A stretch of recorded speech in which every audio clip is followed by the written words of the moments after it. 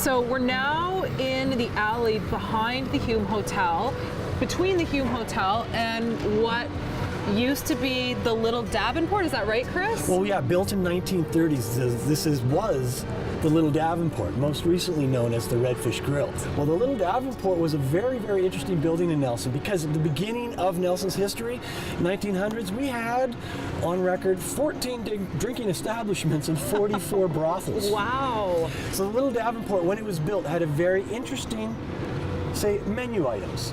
The very top of the building was what we call the brothel level. Down right at that level was the restaurant, and actually below ground here was what they had as an opium den. Oh my goodness. And so it was a place of reputation. It was servicing the needs of the workers at the time, but no man of reputation would ever step foot in the Little Davenport. But that's why we're here. Because this was the Hume Hotel, prestigious all throughout Canada, known as beautiful. People of reputation visited here all the time.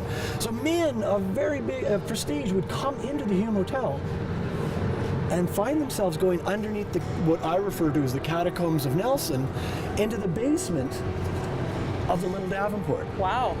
So it had a big reputation. Now, most recently, though, this building was known as the Redfish, and it also is a very significant hotbed.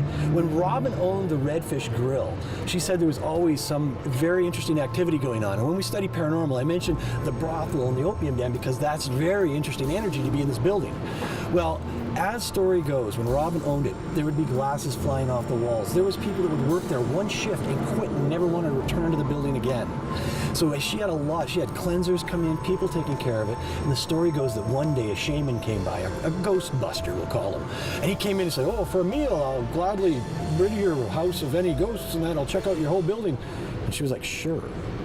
It was about 45 minutes to an hour later. He came up visibly shaken and looked at Robin and said, "Yeah, you have people here.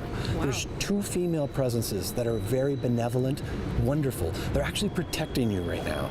But there's one very mean spirit down there. He is malevolent and he is evil. And he said if you do too much to his building, he'll burn it down."